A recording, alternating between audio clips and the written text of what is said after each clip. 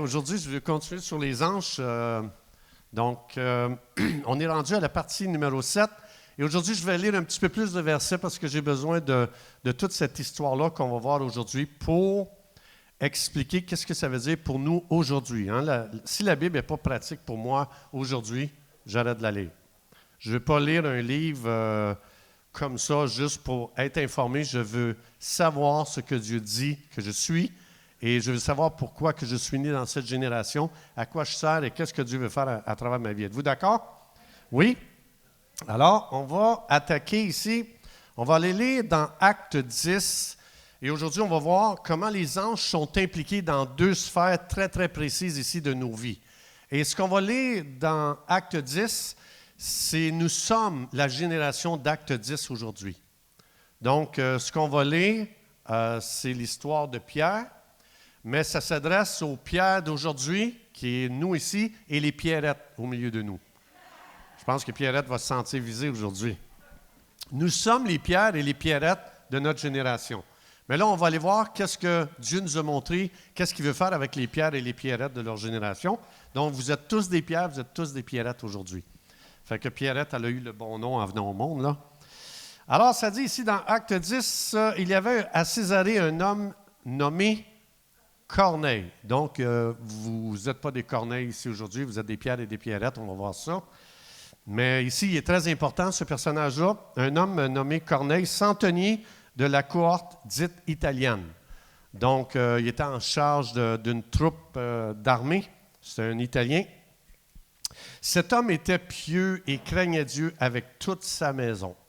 Donc, ici, ce gars-là, non-juif, donc, considéré par les Juifs comme des bâtards. Et ça donne ici que ce bâtard-là, il était très pieux, selon les Juifs, il était bâtard. Et ce bâtard-là, selon les Juifs, il craignait Dieu. Pieux, craignait Dieu, avec toute sa maison. Donc, le gars il avait beaucoup de succès comparativement à peut-être à beaucoup de gens. Ici, quelqu'un qui est complètement en dehors du peuple de Dieu, beaucoup de succès avec sa famille, toute sa maison. Il faisait beaucoup d'aumônes au peuple. Donc, il devait faire vivre les œuvres de Dieu dans le temps et il priait Dieu continuellement. Assez impressionnant, la description que le Saint-Esprit donne de quelqu'un qui n'est pas juif. Alors ici, vers la 9e heure du jour, il vit clairement dans une vision quoi? Un ange. Alors ici, il y a un ange qui apparaît à ceux que les Juifs méprisaient. Il ne faut pas oublier, les Juifs méprisaient tout ce qui n'était pas juif. Alors, le gars que tu méprises, lui, il a une visite d'ange. Donc, il y a une vision, un ange de Dieu qui entra chez lui et qui lui dit « Corneille ». Les regards fixés sur lui et saisi d'effroi, il répondit « Qu'est-ce? C'est quoi ce Seigneur? » Alors, l'ange lui dit « Tes prières et tes aumônes sont montées devant Dieu et il s'en est souvenu. Envoie maintenant des hommes à Joppé et fais venir Simon, surnommé Pierre. » Donc, ça, c'est qui ce gars-là? Un apôtre. Alors ça, c'est un apôtre ici. Donc l'ange dit, tu vas aller chercher le gars qui a un bouchon dans sa vie. Vous allez voir comment il est bouché. Il est logé chez un certain Simon, corroyeur, dont la maison est près de la mer. Puis quand on est allé en Israël, on est allé visiter cette maison-là. Elle existe encore aujourd'hui. Alors, dès que l'ange lui avait parlé, fut parti Corneille. Il appela 2 de ses serviteurs et un soldat pieux d'entre ceux qui étaient attachés à sa personne. Et après leur avoir tout raconté, il les envoya à Joppé. Le lendemain, comme ils étaient en route et qu'ils approchaient de la ville, Pierre monta sur le toit vers la 9e heure pour prier. Il eut faim et voulut manger. Pendant qu'on lui préparait à manger, il tomba en extase. Donc ça, c'est une phase dans laquelle on entre dans le monde de l'esprit. Et là, c'est là que Dieu donne des visions. Ça, c'est une des formes, une des positions dans laquelle tu peux avoir des visions. Ici, Pierre, il tombe en extase. Et là, il y a une vision. Il voit le ciel ouvert. Il y a un objet semblable à une grande nappe attachée aux 4 coins qui descendait et s'abaissait vers la terre et où se trouvaient tous les quadrupèdes et les reptiles de la terre et les oiseaux du ciel. Donc, il faut savoir que les Juifs avaient été instruits qu'il y avait des animaux purs et il y avait des animaux impurs. Dans la vision ici, ceux qui voient dans cette grande nappe qui descend du ciel, ils voient quoi? Des animaux impurs. Alors, une voix lui dit, « Lève-toi, Pierre, tue et mange. » Alors mais Pierre dit, « Non, Seigneur. » Tu t'imagines? J'ai beaucoup de connaissances, moi, Seigneur.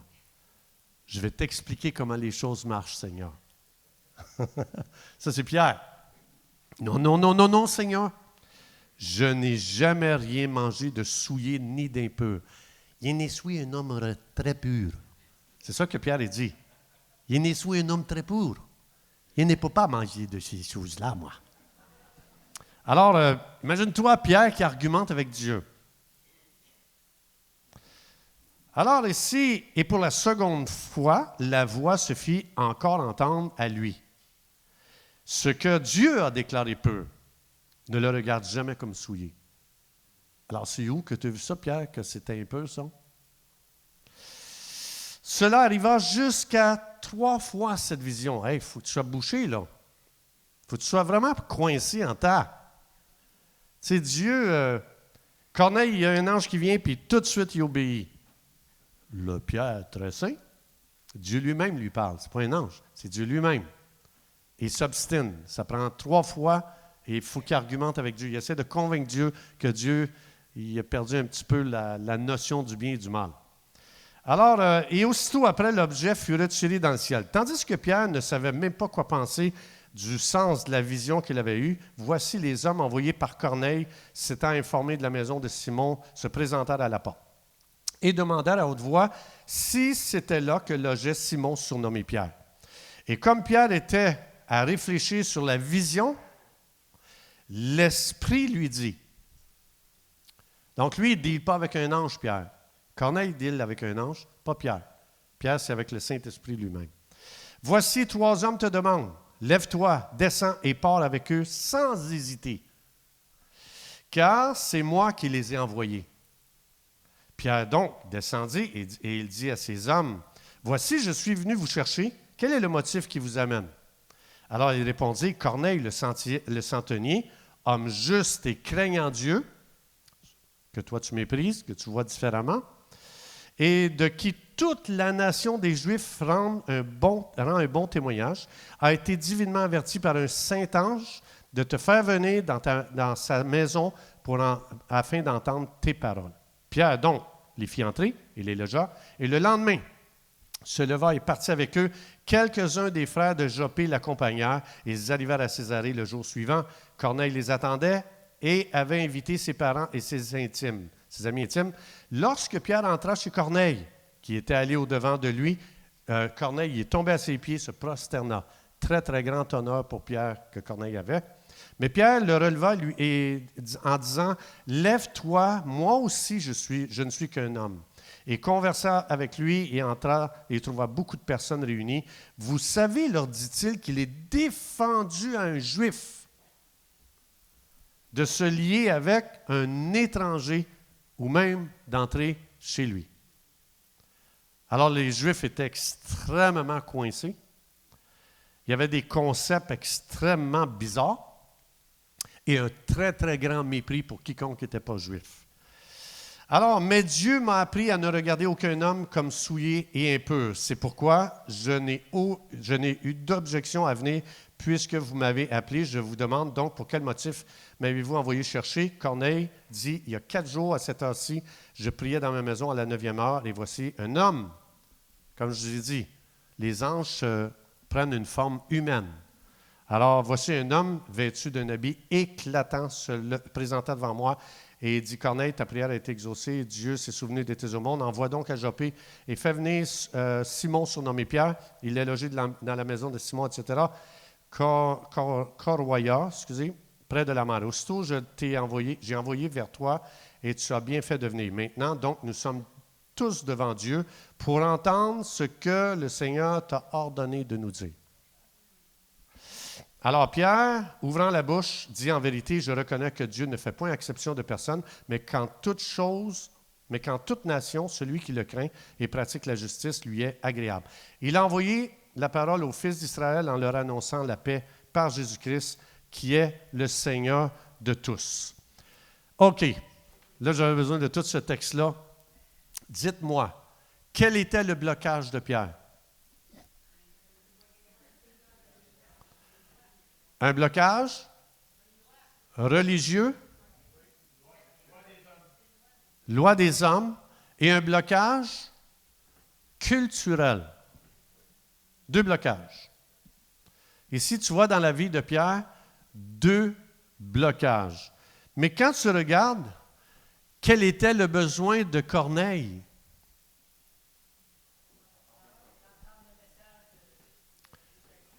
Oui. Mais c'était quoi qu'il y avait entre le message qu'il avait besoin et Pierre? Corneille avait besoin d'un gars débouché. Il avait besoin d'un gars décoincé. Un gars qui était pris et qui n'était pas capable. Il n'aurait jamais été capable, Pierre, d'aller par lui-même vers Corneille. Alors, ça veut dire que Dieu s'est occupé de Pierre et l'ange s'est occupé de Corneille. Alors ici, dans le texte, c'est ce qu'on voit. Dieu voulait apporter un shift culturel et un shift religieux dans la vie de Pierre.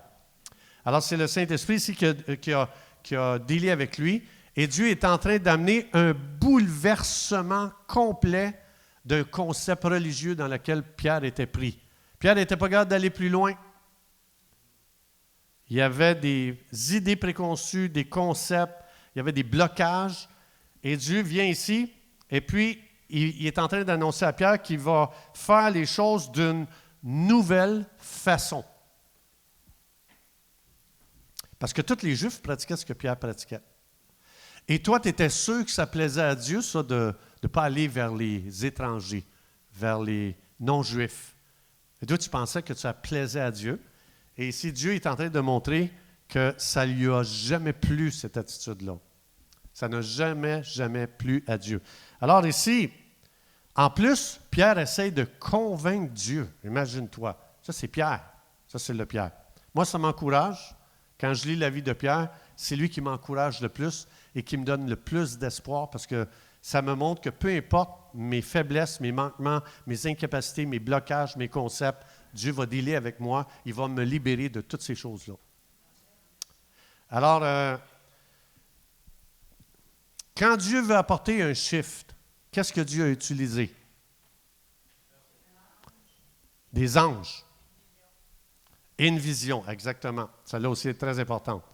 Alors, quand Dieu veut amener un shift, quand Dieu voit que les croyants ne sont plus capables d'aller plus loin que leurs concepts religieux, pensez-vous qu'on a des concepts, nous? Oui. Pensez-vous que ces concepts-là empêchent l'œuvre de Dieu d'avancer? Oui. Est-ce que vous pensez qu'il y a des corneilles présentement qui attendent après vous et moi pour aller vers eux, pour leur annoncer Jésus? Est-ce que vous pensez qu'on est très ouvert à tout ce que Dieu veut faire? Pas assez, hein? Alors, quand Dieu amène un shift ou quand Dieu veut créer un nouveau mouvement, parce que c'est un nouveau mouvement qui était pour commencer, qui Dieu a utilisé? Des anges. Rappelez-vous ça. Puis Marlène a raison, Gilles a raison. Les anges et les visions sont très importants pour ce que Dieu veut faire de nouveau. Je répète. Quand Dieu veut faire quelque chose de nouveau, il doit y avoir des visions, il doit y avoir des anges qui interviennent. Alors, qui va être utilisé par Dieu pour faire des connexions impossibles?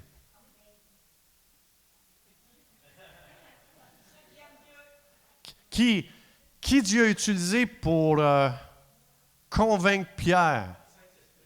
Le Saint-Esprit et l'ange aussi.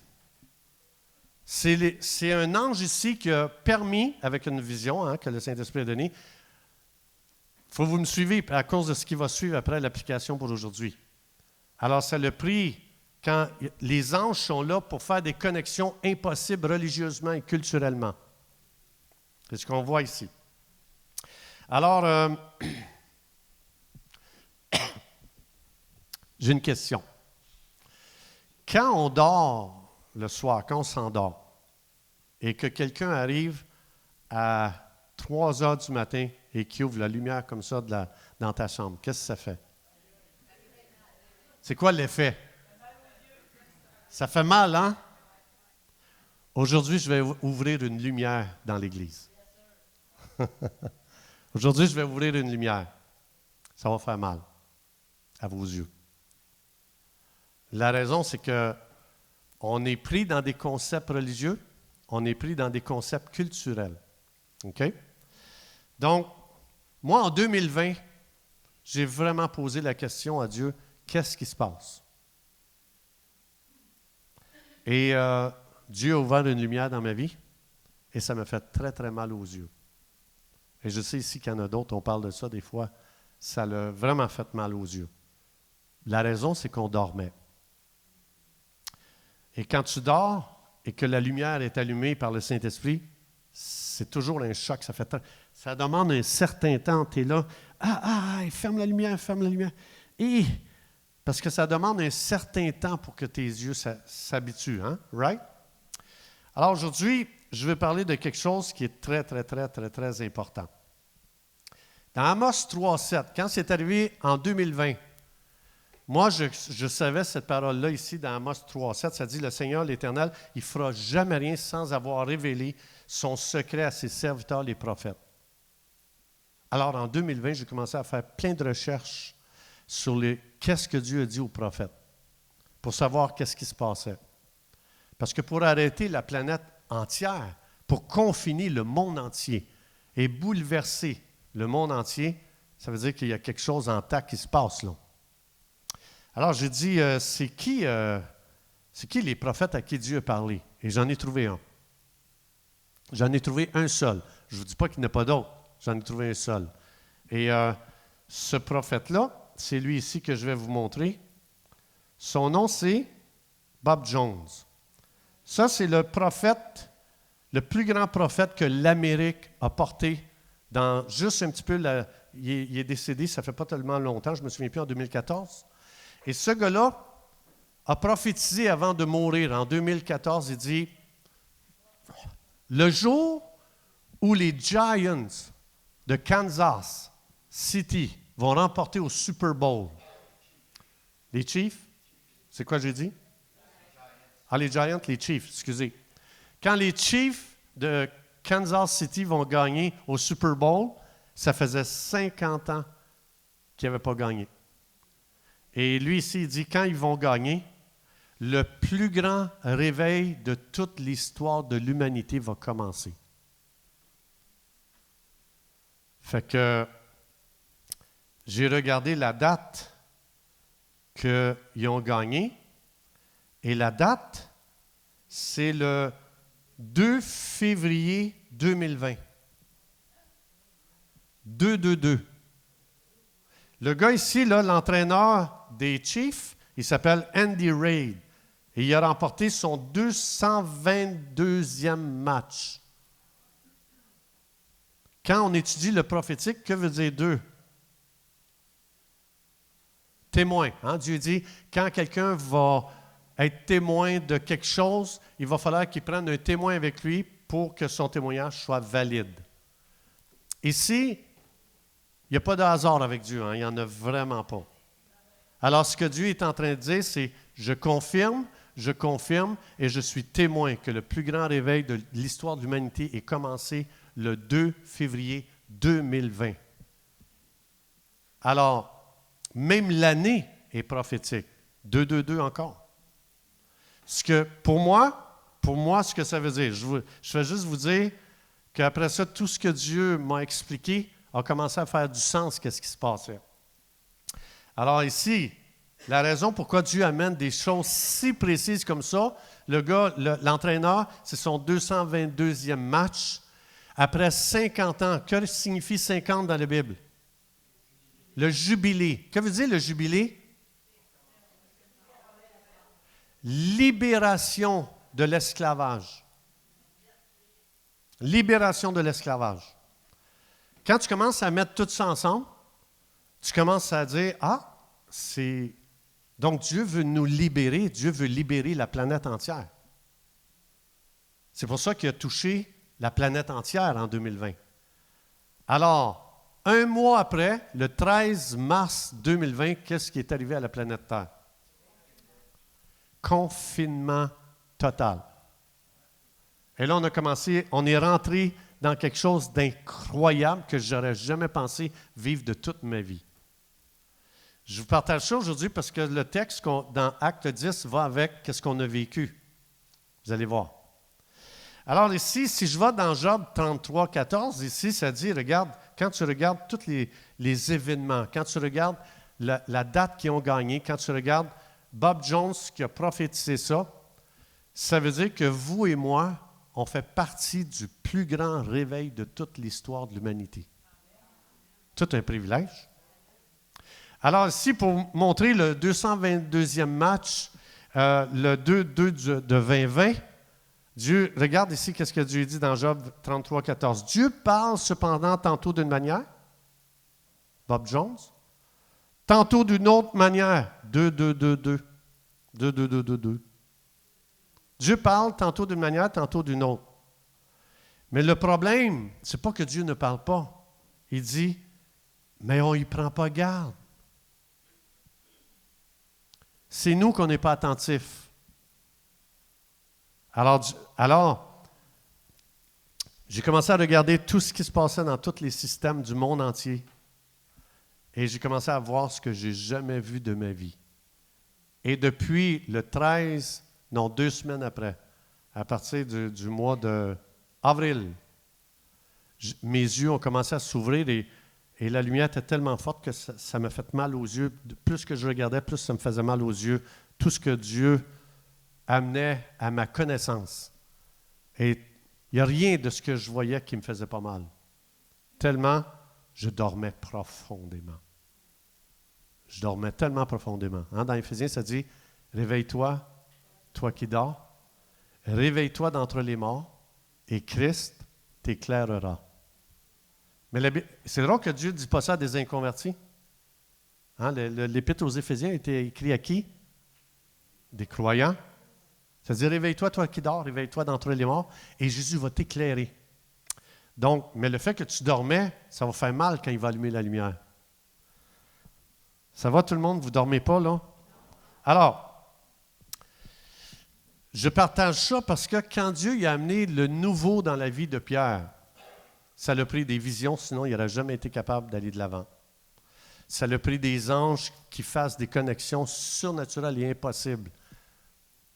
Et puis, dans cette parole prophétique que Bob Jones a donnée, il avait prophétisé 1 milliard d'âmes qui va se convertir dans ce réveil-là.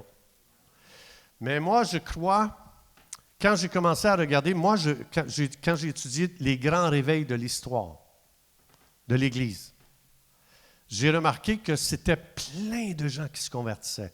Et moi, je pensais que ce réveil-là, on verrait des conversions et des conversions et des conversions et des conversions et des conversions et des conversions. Et j'ai commencé à réaliser, ça a été des grands réveils. Mais quand Dieu dit, ça, c'est le plus grand réveil. Et j'ai réalisé que c'est beaucoup plus que des conversions. J'ai commencé à réaliser que, oui, il va y avoir des conversions, il va y avoir 1 milliard de conversions, c'est vrai. Mais le réveil concerne d'autres choses aussi. Et je veux juste vous préparer pour ceci.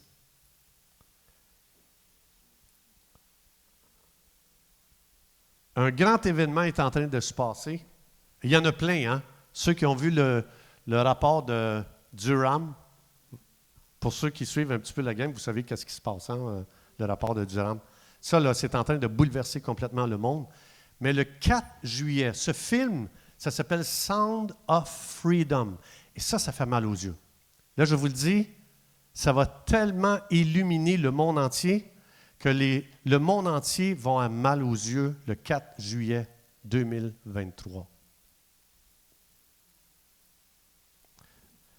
Parce que Jim Caviezel, le gars qui faisait la Passion de Christ, lui qui faisait Jésus dans la Passion de Christ, Il a fait un film qui est prêt depuis 2020, mais il n'est pas capable de le sortir parce qu'il y a trop d'éléments encore qui n'étaient pas mis en place. Mais là, tout est en place. Et le 4 juillet, c'est la fête de l'indépendance des États-Unis. Hein? Alors, il sort son film le 4 juillet, donc très, très bientôt. La planète entière va shifter comme on n'a jamais vu de notre vie. Savez-vous pourquoi? Parce que la vraie pandémie, ce n'était pas le COVID. Savez-vous ça? La vraie pandémie, ce n'est pas le COVID. La vraie pandémie, c'est ça ici. Alors, Jim Caviezel, son film, il est prêt depuis 2020. Il n'a pas été capable de le sortir avant. Il ne faut pas oublier que c'est l'Alliance qui dirige tous les événements. L'Alliance, c'est plusieurs armées de plusieurs pays qui se sont mis ensemble, puis les autres sont en train de préparer un shift mondial. Et puis ici, là, Jim Caviezel il a annoncé que le 4 juillet, il va sortir son film sur Sound of Freedom, qui est quoi?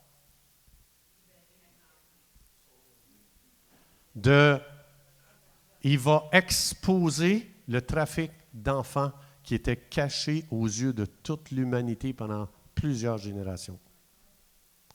Et c'est Tim Ballard, un ancien agent du gouvernement américain, que lui, il a lâché son emploi et puis il est allé avec la mission d'aller libérer les enfants dans les tunnels. Les enfants sont kidnappés, sont envoyés dans des tunnels. Et Jim Caviezel a dit, je vais exposer aussi l'adrénochrome. Ça, c'est la drogue la plus puissante au monde. Et le trafic d'enfants, c'est ce qui est en train de tout dépasser, le trafic de drogue, le trafic d'armes. Ça l'a dépassé. Je ne me souviens plus c'est lequel. Je pense que je ne me souviens plus de lequel des deux. Mais il est en train de passer au top numéro 1, le trafic d'enfants. Alors ça, je vous garantis, ceux qui sont impliqués là-dedans, c'est les gouvernements. Les gouvernements, les plus hauts placés du monde, des gens dans les plus hautes sphères de tous les systèmes du monde. Hollywood est complètement exposé. Hollywood est complètement exposé. Alors, regardez ici, qu'est-ce que ça dit. Le film Sound of Freedom sur le trafic d'enfants et de leur sang, adrénochrome, sortira le 4 juillet 2023, jour de la fête nationale des États-Unis. Alors ici, regardez bien, je vais essayer de vous le mettre en plus gros. Il y a des enfants partout dans le monde qui prient pour obtenir de l'aide. Le cri des enfants est monté jusqu'à Dieu. Avez-vous déjà remarqué dans l'Apocalypse où est-ce que ça dit que les gens sous la terre vont louer Dieu aussi? Avez-vous remarqué ça? Sur la terre et sous la terre. Avez-vous remarqué? Mais là, vous allez voir qui était sous la terre. Il manque 2 millions d'enfants comme c'est là. Et Jim Caviezel lui a demandé, il dit, quand ça va sortir le 4 juillet, on demande à ce que 2 millions de personnes aillent écouter le film pour honorer les 2 millions d'enfants qui doivent être libérés des tunnels. Tim Ballard, lui, il est au courant, il connaît tout le dossier du trafic d'enfants. Et je vous dis ça parce que on va avoir besoin des visions de Dieu pour les pierres et les pierrettes de notre génération. Parce que ça va créer complètement des nouvelles connexions. Savez-vous que les gens, les nouvelles personnes qui sont ici, on a connecté ensemble à cause de cet événement-là? C'est l'événement qu'on a vécu, que ça a fait des nouvelles connexions. Et c'est drôle que beaucoup de connexions que j'avais avant, je les ai complètement perdues. Le Saint-Esprit me connectait à des nouvelles personnes que je n'aurais jamais pensé que j'aurais connectées. Et les gens que j'aurais pensé que j'aurais connectés, ils ont été coupés, complètement déconnectés. J'ai des nouveaux amis, j'ai une nouvelle famille, j'ai plus la grande famille que j'avais avant. Mais c'est les anges à l'œuvre dans ce chiffre qui est arrivé en 2020 qui a commencé à me donner des nouvelles connexions, des nouveaux amis. En tant que Pierre et des Pierrettes, vous avez commencé à annoncer Jésus à des personnes nouvelles que vous n'auriez jamais connectées avec eux autres, peut-être. Et c'est l'événement qui arrivait en 2020 qui nous a connectés. Et tout ça, c'est des anges qui sont derrière ça. Et avec ce qui s'en vient, les visions vont être très importantes parce que quand ça va rentrer quand la lumière va flasher puis que les gens vont voir ce qui était caché aux yeux des gens pendant des générations, je ne sais pas comment la planète va gérer ça. Et les élites ont menacé que si ce film-là sort, ça va coûter très cher à l'humanité. Et la raison pourquoi je vous partage ça, c'est parce que vous et moi, on a reçu une autorité de la part de Jésus. On a reçu une autorité pour lier et pour délier. Et le fait que ça ici, ça va sortir, les autorités, les très, très haut placés, font des menaces qui vont riposter et qui vont... C'est pour ça qu'il n'a pas été capable de le sortir jusqu'à date. Si tu sors ce film-là, on détruit tel pays. Ça va coûter des milliards de vies. Donc, les négociations sont très difficiles. Et c'est là qu'on est, vous et moi. On est à quelques semaines d'un événement majeur qui va bouleverser le monde entier. Et si je partage ça aujourd'hui, c'est parce que quand j'ai demandé à Dieu quel est mon rôle, en 2020, j'ai demandé à Dieu c'est quoi mon rôle dans ce qui se passe présentement. Et le Saint-Esprit m'a dit, tu vas te lever et tu vas lier et tu vas délier, Le monde a besoin de ton autorité spirituelle pour décréter des choses qu'il y a juste les enfants de Dieu qui peuvent faire. Il y a juste des enfants de Dieu qui peuvent lier ce que Dieu n'est pas d'accord et de délier ce que Dieu est d'accord sur la terre. Et tout ça, il y a plein de choses qui sont juste au-dessus de nos têtes et tant que l'Église ne se lève pas pour lier ces choses-là, qui vont faire mal à l'humanité, ça va coûter très cher à l'humanité. Et plein de choses que Dieu a préparées pour libérer sont là, suspendues, mais comme Psaume 103:20, c'est le but de ce que je fais présentement, la série sur les anges, pour expliquer dans Psaume 103:20 que quand vous et moi, on se lève et qu'on commence à déclarer la parole de Dieu, les anges sont activés. Mon but, c'est d'honorer ce que Dieu m'a demandé pour ma vie et pour l'Église. Et ça, c'est le but de ce message. Puis surtout, il ne faut pas rentrer dans la peur. La peur, ça va nous lier, nous, et on ne sera pas capable d'être efficace. Alors, la raison pourquoi j'apporte ça ici, c'est que nos prières sont très importantes, nos déclarations sont très importantes, nos paroles prophétiques sont archi importantes. Nos décrets sont vitaux. Notre autorité spirituelle joue un rôle très important avec ce qui se passe présentement. Et c'est pour ça que Satan dit, imaginez-vous si Pierre avait dit, tu sais, quand que Dieu est venu briser ses concepts puis que l'ange est venu apparaître à Corneille, imaginez-vous si Pierre avait dit, moi j'ai hâte qu'on revienne comme avant. Pas de Corneille dans ma vie. Toujours rester que nous, on est différents, puis on n'ira pas vers les Corneilles. Mais moi, j'ai entendu l'Église dire, on a hâte de revenir comme on était avant. Mais je veux juste vous dire quelque chose, je ne suis pas un prophète de malheur, je suis très réaliste. On ne reviendra plus jamais comme on était avant. Les événements sont en train d'avancer. Dieu a juste permis que ça arrive pour avoir notre attention, qu'on se réveille, qu'on dise « Hey, c'est quoi que je fais là-dedans, là? Est-ce que je suis passif devant ça, je laisse ça passer et je fais rien? » Dieu dit « Non, non, non, non. Tu te souviens quand je t'ai dit de lier, de délier? Oui. Bien, c'est justement ça que tu dois faire.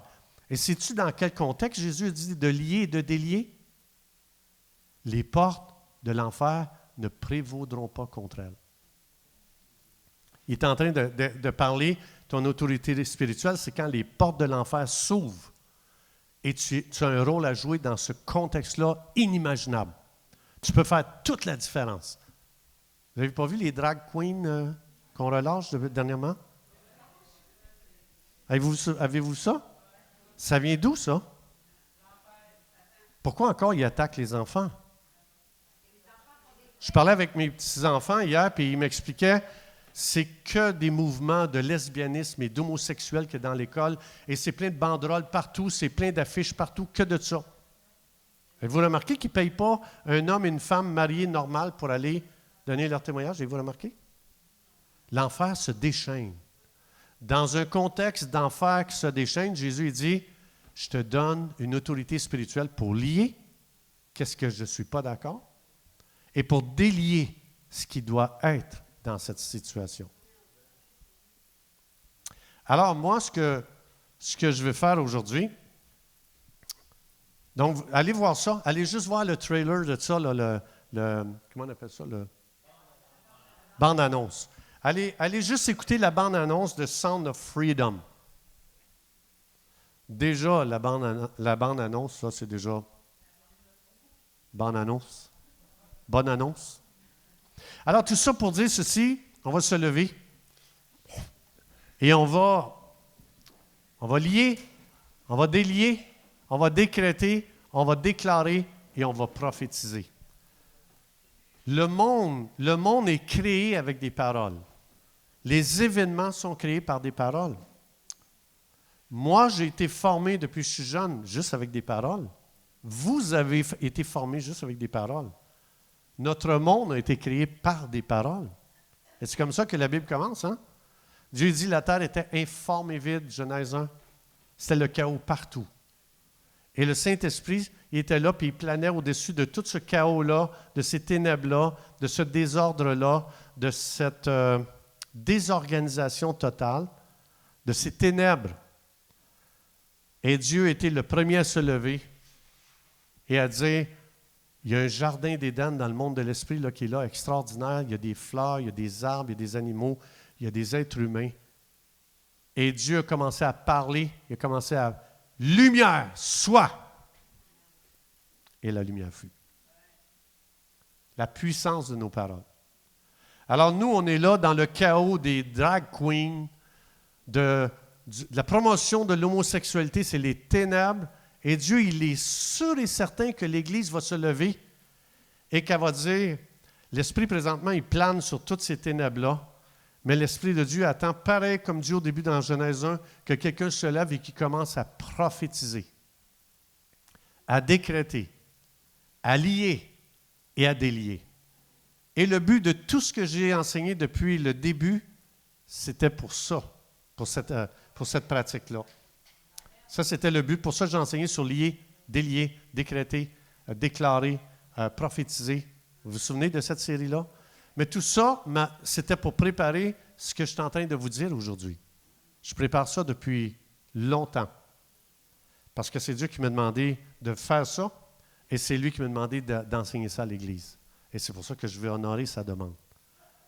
Alors, qu'est-ce qu'on fait? Psaume 103, 20, ça dit « Les anges vont obéir qu'à la parole de Dieu. » Alors, basé sur Hébreux 1, 14, j'appelle les anges de Dieu à intervenir puissamment pour qu'est-ce qui s'en vient. Dans le nom de Jésus. Dans Acte 2, ça dit que dans les derniers jours, vos fils et vos filles auront des visions. Les plus âgés, ils vont rêver. Alors, basé sur cette parole, je prophétise que le ciel s'ouvre et que des visions pour les pierres et les pierrettes de notre génération descendent. On a besoin de visions. On a besoin que l'Esprit de Dieu vienne dans son Église et qu'il vienne donner des visions qui vont débloquer les pierres bloquées. Les gens qui disent « je veux revenir comme on était avant ». Les églises qui disent « on veut revenir comme on était avant ». Bien, j'appelle les visions surnaturelles de Dieu. Qui croit qu'on est dans les derniers jours? Alors, ça dit que dans les derniers jours, vos fils et vos filles prophétiseront. Ça, c'est vous et moi. On doit prophétiser. Je prophétise dans le nom de Jésus que ce film va ébranler la planète entière dans le but d'amener un changement sur la planète entière. Je prophétise selon Ésaïe, Dieu dit, voici, je fais une chose nouvelle. Je prophétise dans le nom de Jésus que le monde ne sera plus jamais pareil, mais pour le meilleur.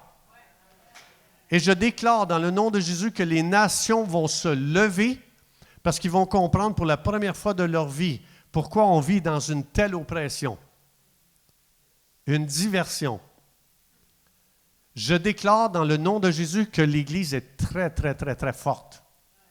Je décrète que l'Église va être sous un choc, elle va être ébranlée sous ce tsunami mondial et que l'Église va réaliser qu'elle a une autorité pour prendre autorité sur ce qui s'en vient. Et je viens lier tout esprit de peur dans ce qui s'en vient. Je lie tout esprit de peur et je délie un esprit spirituel de courage et d'autorité spirituelle manifesté, exploité et relâché d'une façon extraordinaire. Je décrète dans le nom de Jésus que l'Église va se réveiller. Si c'est le plus grand réveil, je décrète que l'Église se réveille au nom de Jésus. Et que l'Église, au lieu de retourner en arrière, elle se lève et elle dit « Non, moi je vais lier et je vais délier parce que c'est mon rôle en tant qu'Église. » Et je déclare que les portes de l'enfer ne prévaudront pas dans cette situation-là. Je prophétise que l'enfer va manger une volée comme elle n'a jamais mangé une volée. Et que vos drag queens vont prendre leur trou dans le nom de Jésus. Et on appelle dans le nom de Jésus que nos fils et nos filles ne sont pas faits pour les drag queens, ils sont faits pour prophétiser dans cette génération. Et on détruit dans le monde spirituel, dans le nom de Jésus, tout ce plan diabolique qui veut corrompre nos enfants dans le nom de Jésus. C'est ça que Dieu veut qu'on fasse. Et je délie une onction prophétique surnaturelle sur nos enfants, nos petits-enfants. C'est ça que l'Église, c'est ça que Dieu veut que l'Église fasse. Et c'est ça que Dieu veut que nos réunions de prière soient. Tu prends ça ici et tu dis, aujourd'hui, on va bombarder le monde spirituel. Et il y a un chiffre qui va arriver. Et il y a des anges. Je prophétise une activité d'anges comme on n'a jamais vu dans toutes les générations passées. Ce que Corneille a vécu, l'ange qui est apparu, tous les anges qu'on voit dans la Bible, c'est rien comparé à tous les anges qui sont relâchés pour le plus grand réveil de toute l'histoire de l'humanité. On ne peut pas aller à travers ce réveil sans l'activité des anges. Alors on embrasse, moi j'embrasse le mouvement des anges. Je les aime. J'aime tout ce qui appartient à Dieu. Et c'est Jésus qui est le capitaine des armées angéliques. Et Jésus, il vient avec toutes ses armées angéliques parce que la terre entière est menacée présentement comme elle n'a jamais été menacée.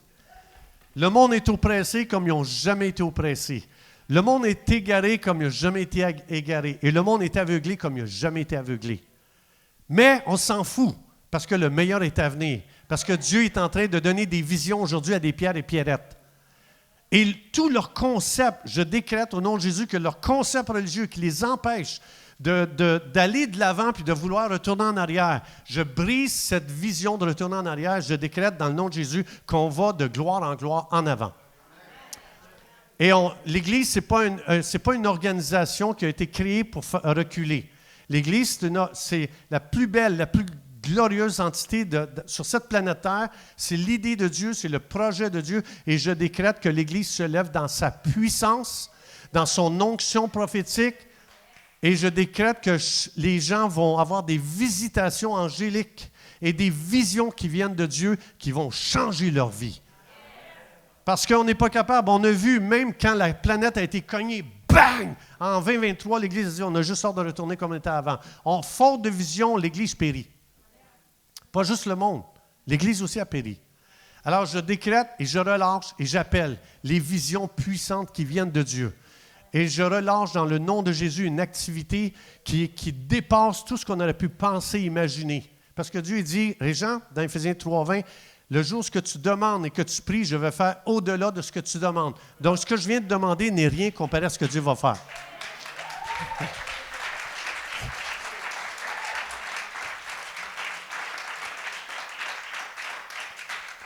Et c'est pour ça que je décrète dans le nom de Jésus que chaque personne ici est fière de faire partie du plus grand réveil que la terre porte présentement.